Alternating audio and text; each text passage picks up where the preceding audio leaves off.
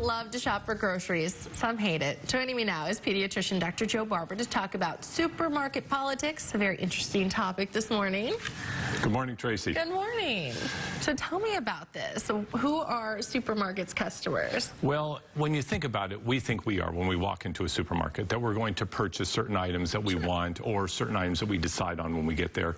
But really, the consumers for a supermarket are the people that are producing the items. Okay. All the food items, because literally these people are paying the supermarkets for shelf space, for viewability, so that you have to understand that when you go there, the consumer, meaning you, has to beware, because you really are not the consumer, you're the buyer. Okay. And so what they're doing is they are using viewability to convince you to buy. Okay. They are using impulse shopping to convince you to buy. They're using placement, whether it's on the end of an aisle or right at checkout, which we call the beachfront property. Yeah. That's using you to try to get you to convince you to buy something. And it doesn't mean that it's very healthy for you. So you have to be aware of these things. You have to be a smart shopper. Otherwise, what they're saying is basically the supermarket shelves are rigged. Sure. They're not necessarily rigged to keep you healthy. They're rigged to sell you items. Trying to pull you in. Yes, they are. So are there ethics involved here? Well, there certainly are, but you know what? I believe that a lot of people really do want others to eat healthy,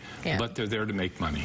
And so what you have to do is make sure that when you go to a supermarket, you have a plan in place. You know what you're going to do. You don't impulse buy, and you don't walk up and down the aisles like a rat going through a maze. You have to know where you want to go and beware of anything which has multiple placements. You'll notice which products have multiple placements throughout and which have these certain 2-for-1 items or reduced prices. They're trying to convince you to buy.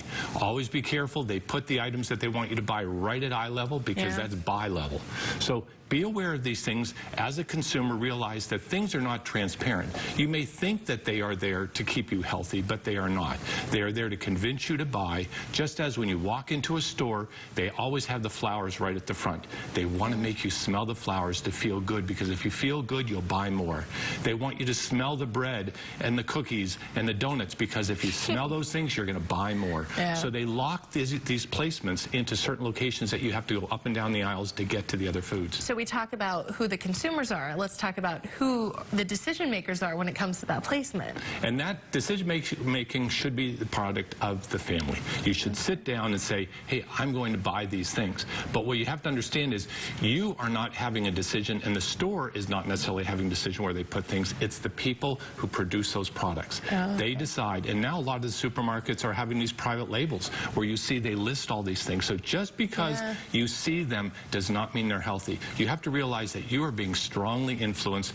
The consumer, the buyer, beware. Is there a price for that shelf space? There is. Every year you have to pay money on the daily and weekly and monthly basis in order to have these things appear on the shelf. You also have to pay to have it stay there.